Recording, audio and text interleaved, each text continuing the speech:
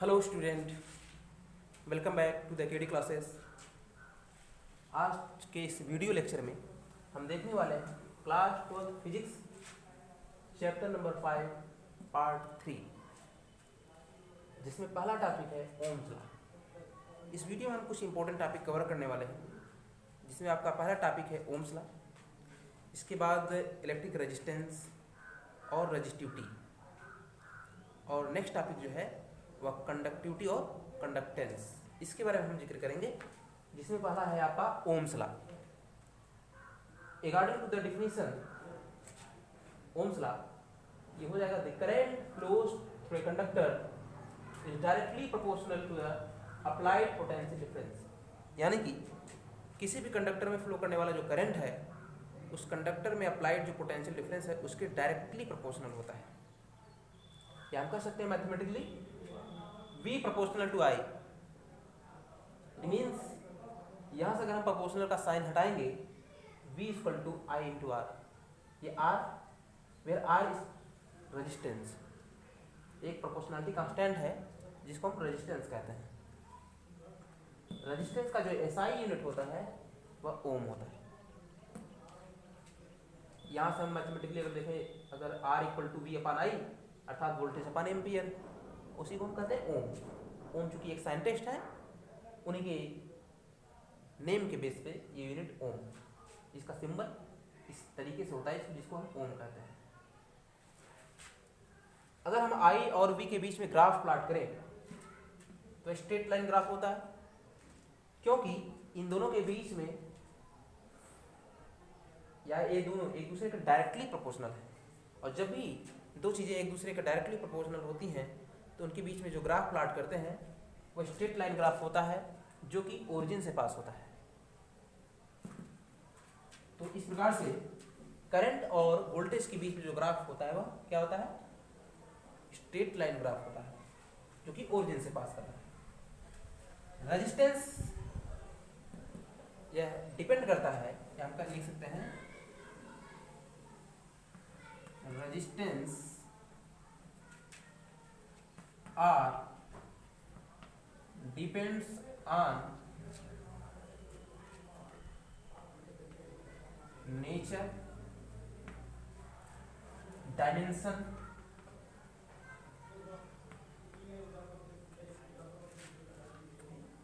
dimensions and temperature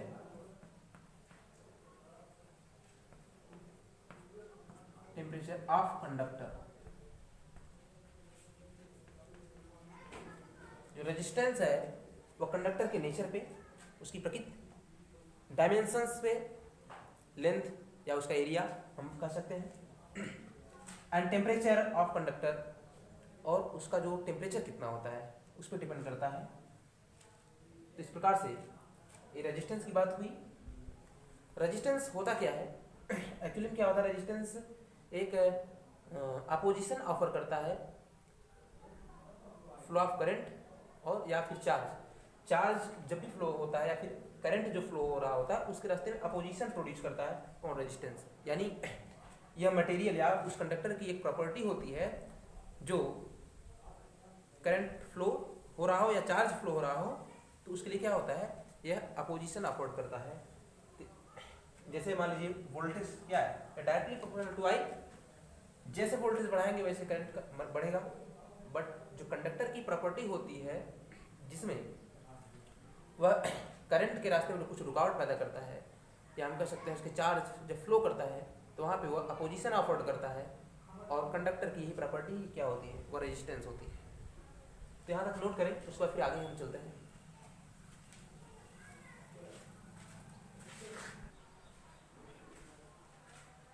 यहाँ देखेंगे हम रेजिस्टेंस,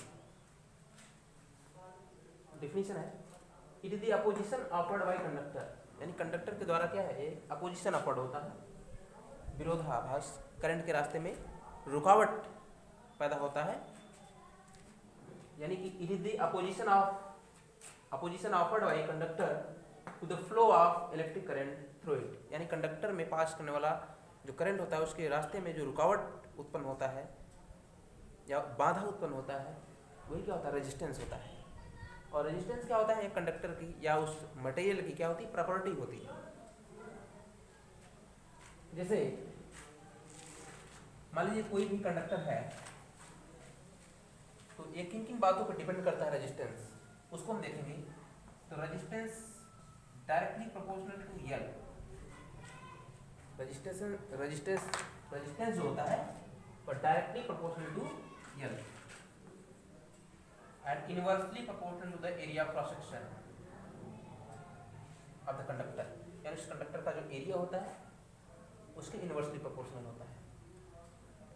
इसको अगर हम कंबाइन कर दें, R proportional to L upon A, इस प्रोपोर्शनलिटी का चिन्ह को अगर हटाते हैं तो R इक्वल टू हो जाएगा, यहाँ पे एक कांस्टेंट जो आएगा उसको हम कह सकते हैं रो L upon A।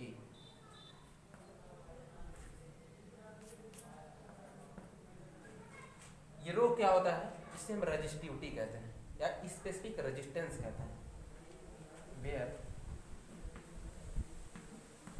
Row equal to resistivity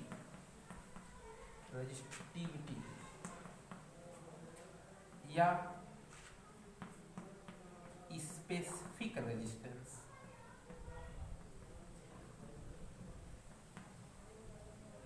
specific resistance आप देखेंगे, R resistance is directly proportional to the length. कोई भी कंडक्टर है,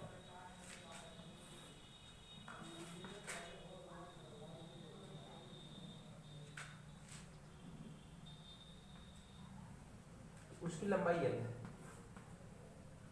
ये उसका क्रॉस सेक्शन एरिया सपोज कर लेते हैं।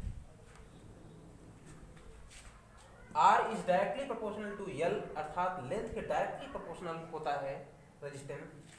इट मींस हम कह सकते हैं जैसे जैसे लेंथ बढ़ेगा वैसे वैसे रेजिस्टेंस क्या होगा, बढ़ेगा। अगर कंडक्टर या वायर की लेंथ कम है तो रेजिस्टेंस क्या होगा, कम होगा। तो इसका मतलब ये होता है कि जैसे कोई भी कंडक्टर है उसका लेंथ बढ़ेगा तो उसमें बहुत सारे नंबर ऑफ फ्री इलेक्ट्रॉन्स होंगे, और उनको जो फ्री इलेक्ट्रॉन्स होंगे वो आपस में टकराएंगे, एटम्स टकराएंगे, यानी इलेक्ट्रॉन इलेक्ट्रॉन कोलिजन हो सकता है, इलेक्ट्रॉन और उसमें एटम का कोलिजन हो सकता है। एक दूसरे से टकरा कर एक लंबी दूरी ट्रेवल करना, एक प्रकार से रेजिस्टेंस का वैल्यू क्या होता है, बढ़ जाता है। इलेक्ट्रॉन जब दूर तक टकराते टकराते जाएगा आपस में, तो उसमें क्या होगा, एक प्रकार से टकराहट, नंबर ऑफ कोलिजन बढ़ जाएंगे, और जिससे रेजिस्टेंस क्या हो जाएगा, ये क्या हो जाएगा, बढ़ जाएगा। तो जितनी ज़्यादा लंबाई होगी तो लेंथ बढ़ेगा, तो इलेक्ट्रॉन को दूर तक जाना है, यानी एक लेंथ ज़्यादा डिस्टेंस कवर करना होगा, और विद द कोलिजन यानी इलेक्ट्रॉन इलेक्ट्रॉन कोलिजन, इलेक्ट्रॉन और एटम का कोलिजन, क्योंकि बहुत सारे नंबर ऑफ फ्री इलेक्ट्रॉन होंगे उसमें, और नंबर ऑफ बहुत सारे उसमें एटम्स होंगे। तो इन सब कोलिजन के बावजूद एक लंबी दूरी तय करना, जो कि अपने आप में क्या है, ये एक ईजी का नहीं होता है, यानी उसकी जो मोबिलिटी होती है कहीं कहीं उस पर अफेक्ट पड़ता है, जिसकी वजह से हम कह सकते हैं रेजिस्टेंस बढ़ जाता है। अगर लेंथ कम है तो कम समय में वह क्या करेगा, ट्रेवल करेगा, और अगर लेंथ ज़्यादा है तो कहने का मतलब कोलिजन होते होते टकराते हुए जाएगा, तो उसकी रेजिस्टेंस क्या हो जाएगा, बढ़ जाता है। R is directly inversely proportional to the area of the conductor, यानी कि जितना ज़्यादा एरिया होगा उतनी ही आसानी से फ्री इलेक्ट्रॉन क्या होंगे, मूव करेंगे उसमें। एरिया जितना ही ज़्यादा होगा उतनी आसानी से क्या होंगे, फ्री इलेक्ट्रॉन्स मूव करेंगे, अर्थात उसमें जो कोलिजन की स्थिति होगी, हो सकता है उसमें थोड़ा सा कंपेरेटिवली, अगर कोई पतला वायर है और एक मोटा वायर है, तो मोटा वायर है तो स्पेस ज़्यादा उसमें मिलेगा फ्री इलेक्ट्रॉन को मूव करने के लिए, जबकि पतले वायर में स्पेस एरिया कम है, तो कोलिजन ज़्यादा होगा और लेंथ भी ज़्यादा है, तो कहने का मतलब रेजिस्टेंस बढ़ जाएगा। और अगर एरिया ज़्यादा है तो रेजिस्टेंस क्या हो जाएगा, कम हो जाएगा। तो अगर इसको हमने कंबाइन कर दिया तो R proportional L upon A, इस प्रोपोर्शनल को हटाया तो एक कांस्टेंट यूज आया जिसे हम कहते हैं स्पेसिफिक रेजिस्टेंस या रेजिस्टिविटी कह सकते हैं, इसको रो से रिप्रेजेंट करते हैं। यहाँ पे रो क्या होता है, या किसी भी मटेरियल की, किसी भी कंडक्टर या कोई मटेरियल है उसकी प्रॉपर्टी होती है। जैसे ये भी कोई भी मटेरियल है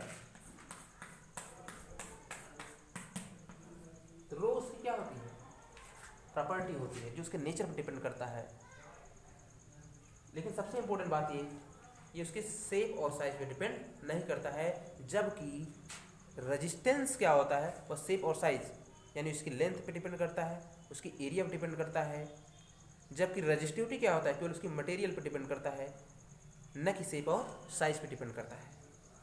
तो ये अपने आप में इम्पोर्टेंट है। तो इस प्रकार से आप यहाँ तक नोट करेंगे। इसके बाद हम चलेंगे स्पेसिफिक रेजिस्टेंस या हम कह सकते हैं रेजिस्टिविटी के बारे में। तो नोट करें,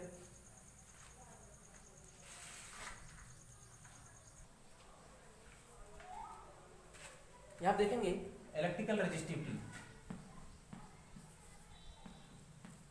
इलेक्ट्रिकल रेजिस्टिविटी के बारे में। It is defined as the resistance of a material of unit length with unit area of cross section area.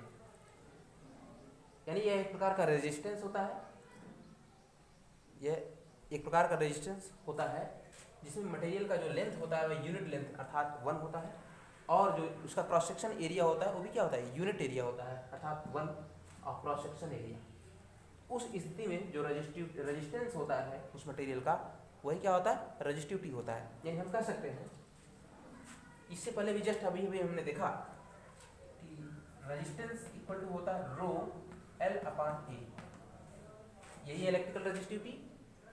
तो यहाँ से अगर हम बात करें R इक्वल टू रो हो जाएगा R इंटू ए अपॉन L। अगर यहाँ पे हम बात करें A का मान 1 मीटर स्क्वायर कर दें और L का मान 1 मीटर कर दें, यानी यूनिट एरिया और यूनिट लेंथ, उस स्थिति में जो होगा ये भी 1 ये भी 1, तो रो इक्वल टू क्या होगा R। यानी उस स्थिति में जो रेजिस्टेंस यानी किसी भी कंडक्टर का, कोई भी कंडक्टर है, कोई भी मटेरियल है of unit length and also of the unit cross section area, उस स्थिति में the resistance of that conductor is equal to the resistivity. तो यहाँ हम कह सकते हैं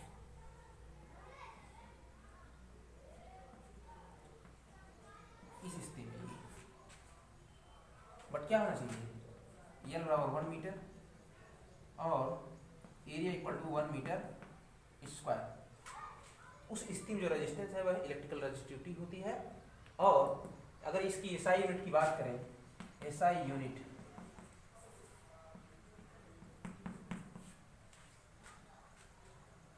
इसको हम ओम कहते हैं, और एरिया मीटर स्क्वायर और ये मीटर एक कैंसिल हो जाएगा, ओम मीटर। यानी कि जो रेजिस्टिविटी होता है वह ओम मीटर, उसका जो यूनिट होता है ओम मीटर। और सबसे इंपॉर्टेंट बात, electric resistivity is independent of the shape and size of a material. यहाँ हम लिख सकते हैं electric resistivity, electrical resistivity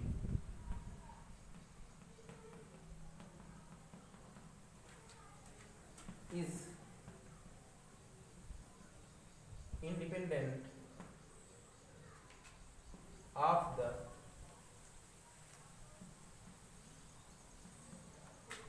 shape and size of the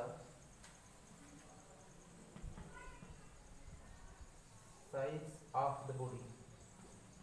यानी किसी भी, कोई भी कंडक्टर या कोई भी मटेरियल है उसका शेप और साइज क्या होता है उस पर डिपेंड ये नहीं करता है, केवल उसकी मटेरियल पर डिपेंड करता है कौन सा मटेरियल है। जैसे जो भी रो होता है, इलेक्ट्रिकल रेजिस्टिविटी जो इंसुलेटर होता है, इंसुलेटर की इलेक्ट्रिकल रेजिस्टिविटी बहुत ही ज़्यादा होता है।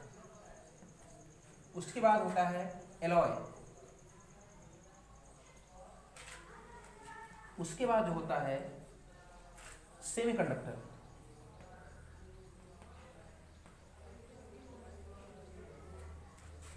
उसके बाद जो होता है लास्ट में सबसे कम जो इलेक्ट्रिकल रेजिस्टिविटी होता है वह कंडक्टर का होता है।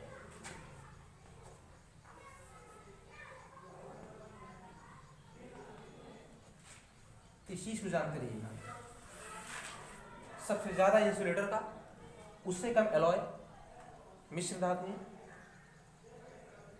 रो सेमीकंडक्टर अर्धचालक जिसे कहते हैं, कंडक्टर चालक कहते हैं, इसमें बहुत सारे नंबर ऑफ इलेक्ट्रॉन होते हैं। तो ये आपकी क्या है, सबसे कम इलेक्ट्रिकल रेजिस्टिविटी होता है कंडक्टर का।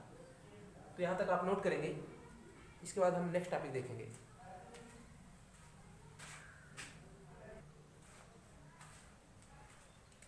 यहाँ हम देखेंगे फैक्टर अफेक्टिंग इलेक्ट्रिकल रेजिस्टिविटी, यानी इलेक्ट्रिकल रेजिस्टिविटी को कौन कौन से ऐसे फैक्टर हैं जो अफेक्ट करते हैं, या हम कह सकते हैं एक किन बातों पर डिपेंड करता है। इलेक्ट्रिकल रेजिस्टिविटी अभी भी हमने सबसे पहले बताया, यह शेप और साइज पे डिपेंड नहीं करता, किसी भी मटेरियल के शेप और साइज पे डिपेंड नहीं करता है, ये केवल मटेरियल की क्वालिटी पे डिपेंड करता है, कौन सा मटेरियल है। यहाँ आप देखेंगे ऐसे कौन से फैक्टर हैं जो अफेक्ट करते हैं रेजिस्टिविटी को। उसके लिए हम देखेंगे ओम्स लॉ, ओम्स लॉ के अकॉर्डिंग, बाय ओम्स लॉ, इसमें हम जानते हैं V बराबर होता है I इंटू R, या हम कह सकते हैं I बराबर होता है NEAVD। इसको आप पहले लेक्चर में इसी चैप्टर के पहले टॉपिक में, या हम कह सकते हैं पार्ट नंबर 1 की बात करें, उसमें देखे हैं, पार्ट नंबर 2 शायद है, आप देख सकते हैं कि उसमें जो करंट और ड्रिफ्ट वेलोसिटी के बीच में जो रिलेशन बताया है, तो वहाँ पे I बराबर होता है NEAVD, वहीं से हमने लिखा है इसको इंटू R, यानी हम कह सकते हैं इस प्रकार से I इक्वल टू होता है NEAVD।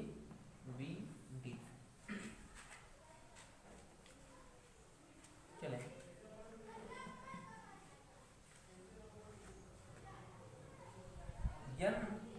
NEA, एक चीज और हमने बताया था ड्रिफ्ट वेलोसिटी में, VD इक्वल टू होता है E charge on electron, electric field tau relaxation time upon m मास।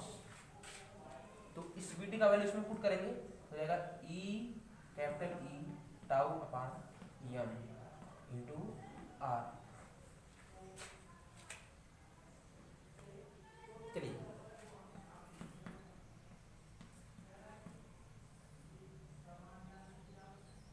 क्योंकि E को स्क्वायर हम कर सकते हैं, कैपिटल E कोई भी कंडक्टर है, अगर उसके एक क्रॉस हमने पोटेंशियल डिफरेंस सप्लाई या सेट कर दिया है, पोटेंशियल डिफरेंस उसमें सेट है, तो मान लीजिए पोटेंशियल डिफरेंस और उसका लेंथ जो है कंडक्टर का वो L है, तो उस समय जो इलेक्ट्रिक फील्ड होता है वह होता है V अपान L,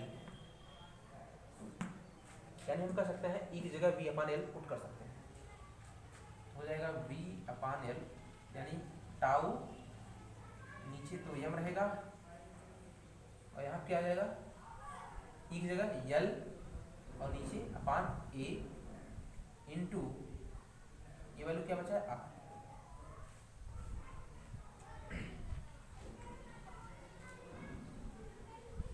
एक मिनट E की जगह हम थोड़ा सा मिस किया है, E का वैल्यू है V अपान L।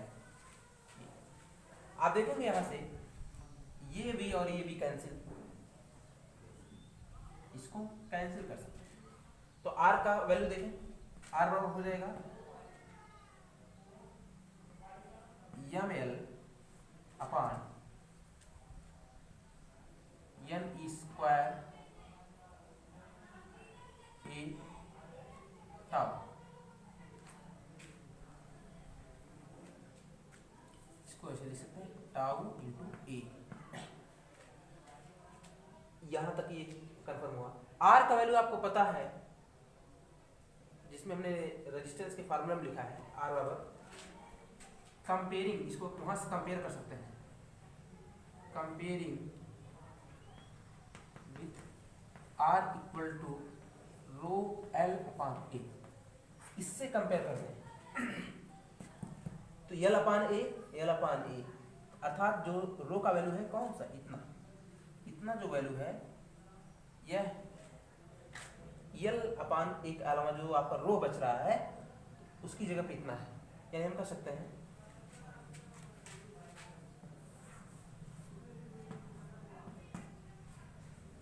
यम L अपान एन ई स्क्वायर टाउ। एक प्रकार से ए स्पेसिफिक रेजिस्टेंस या हम कह सकते हैं इलेक्ट्रिकल रजिस्टिविटी का एक और फार्मूला आपका निकल गया है, जहाँ पे रो इक्वल टू होता है m into L upon n e square tau. ये तो length of conductor, mass of the charge. N क्या है, नंबर डेंसिटी ऑफ चार्ज या electron density, number of electron पर यूनिट वॉल्यूम, यानी कंडक्टर के यूनिट वॉल्यूम में जितने भी चार्ज हैं उसको हम डेंसिटी ऑफ चार्ज कर सकते हैं। क्योंकि इलेक्ट्रॉन होते हैं इसलिए इलेक्ट्रॉन डेंसिटी भी कर सकते हैं। ई स्क्वायर टाउ रिलैक्सेशन टाइम। यहाँ पे सबसे ध्यान देने वाली बात यह है कि जो आपका रो है वह इनवर्सली प्रोपोर्शनल टू एन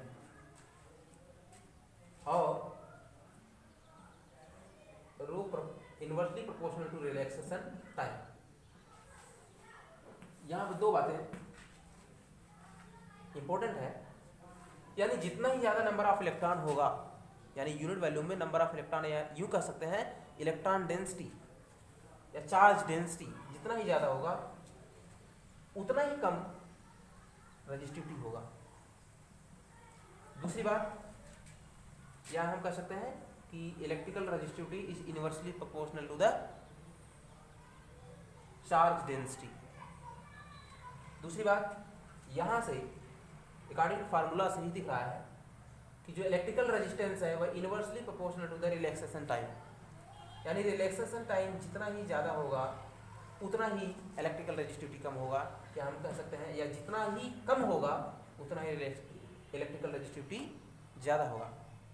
क्योंकि आप जानते हैं जब भी हम किसी कंडक्टर का टेम्परेचर बढ़ा देते हैं, जब भी किसी कंडक्टर का हम टेम्परेचर बढ़ाते हैं तो उसका जो रिलैक्सेशन टाइम होता है वह डिक्रीज हो जाता है, और जब डिक्रीज होता है तो उस स्थिति में उसकी इलेक्ट्रिकल रजिस्टिविटी क्या हो जाती है, बढ़ जाती है। या दूसरी भाषा में हम कह सकते हैं कि इलेक्ट्रिकल रजिस्टिविटी जो होती है, अगर किसी भी कंडक्टर का हम टेम्परेचर इंक्रीज कर दें तो उसकी इलेक्ट्रिकल रजिस्टिविटी भी क्या होती है, इंक्रीज हो जाती है। अर्थात रिलैक्सेशन टाइम अगर बढ़ा दें तो रजिस्टिविटी डिक्रीज होगी, और इसको हम अगर डिक्रीज कर दें तो रजिस्टिविटी क्या होगी, इंक्रीज होगी। तो इसको नोट करेंगे, आप यहाँ तक नोट करें।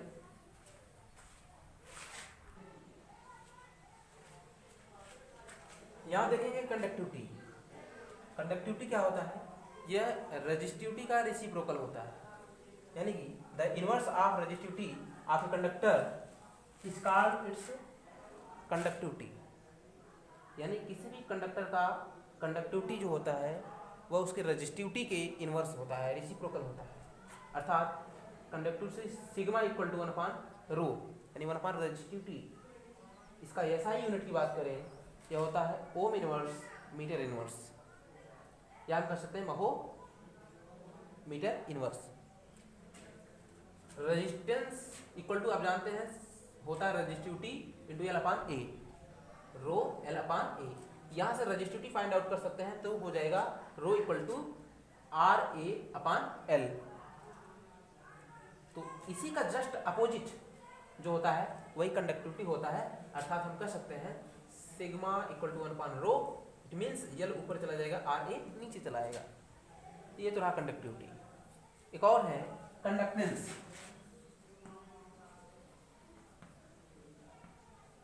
कंडक्टेंस इसको हम जी से रिप्रेजेंट करते हैं। यह क्या होता है, यह रेजिस्टेंस के इनवर्स होता है, रेजिस्टेंस के रेसिप्रोकल, यानी the inverse of resistance, the inverse of resistance is called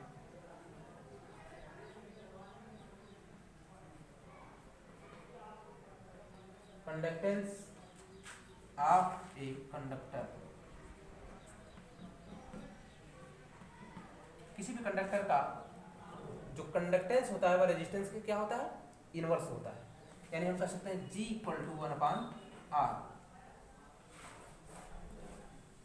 अर्थात इसका यूनिट क्या होगा, ओम इनवर्स, ओम इनवर्स, या हम कह सकते हैं महो। तो आज के लिए बस इतना ही, तब तक के लिए थैंक यू सो मच।